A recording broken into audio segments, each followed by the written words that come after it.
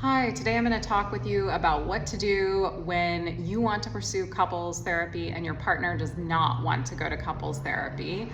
Hi, I'm Emma Coble. I'm a therapist seeing couples and feminist women in Colorado.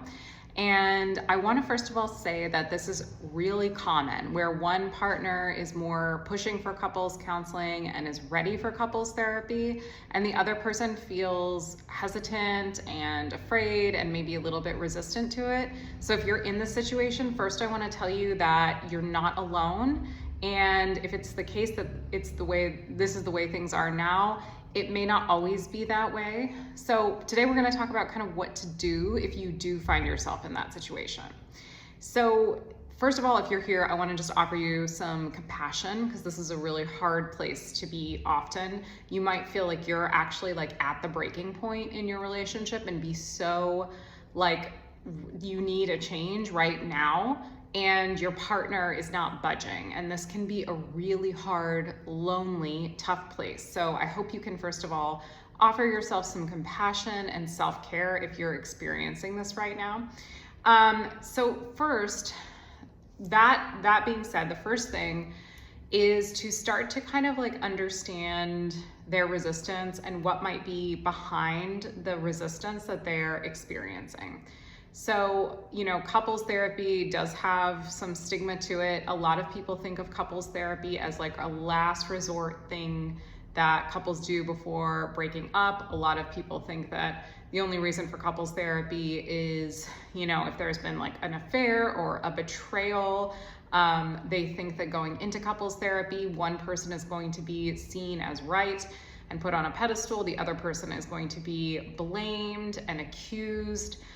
There may be this stigma that couples therapy never ends well, when this is not true at all. Many couples go through couples counseling and come out so much stronger and happier than they were before starting. And there can also be like some embarrassment and sometimes some denial around like, I don't want to look at this problem, and it's easier to just kind of pretend like it's not happening. Sometimes there's also doubt that like therapy can help. They may feel like, I've tried everything I can do, I don't know any other way around this, so how could therapy help us? And that can be, and it may feel scary to think about trying something so drastic in their minds and it not helping. So there could be a lot of fear sort of wrapped up in this. So if you are broaching couples therapy, and you've probably broached the subject before, make sure to do it at a time when you're not like elevated, when defenses are not high, you're not in the middle of a fight. And think about doing it in a way where you're neutral and calm, but also seeing it as something that's positive for your relationship, framing it in a positive light of, I love you, I think this could be really great for a relationship, I don't want us to be stuck in this cycle anymore, and I feel like I need some help with this. Like letting them know you're doing this because you value them, you value the relationship, you want to communicate better, you don't want to be stuck the way you've been stuck, and you really have hope for this, that you think that this could really help you guys.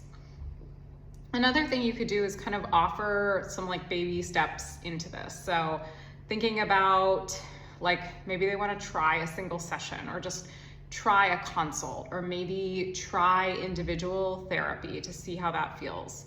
If there's a workshop they maybe wanted to attend, or read a book together. One that I love and highly recommend, a couple that I love, are Wired for Love by Stan Tatkin is a really great one.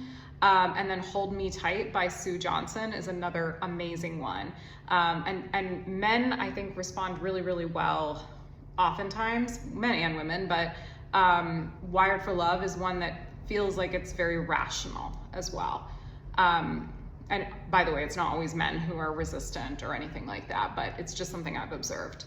Another thing is, like, if you are feeling like, I'm ready for us to go to couples therapy, but my partner is not, you could pursue some individual sessions, and later down the road, maybe your partner will be ready to join in on a session at least, or maybe to pursue couples therapy altogether. The next thing is, trying all of this, amazing, you've done great work. Then think about your boundaries and what it is you can accept. If you are with a person and it feels like they are just not willing to work on this relationship or help you feel like your needs are being met, maybe it's time to think about if this relationship is really what you want. Is there a time that this will become a deal breaker for you or not? Think about what your needs are and if they're being met here in this relationship. So that being said, yes, be patient and recognize this is a big step as for if the right time and what feels right to you, and don't put your needs on hold because your needs are valid and they are important here. And so just want to end with saying like this can be really frustrating and a really tough place to be. So again, take care of yourself if you are here in this situation, and also know that things might change. Things might change in your relationship. Your partner might come around to couples counseling, or you might be getting information from this that makes you make a different decision. So be good to yourself and feel free to reach out if you have any questions or want to schedule a consultation.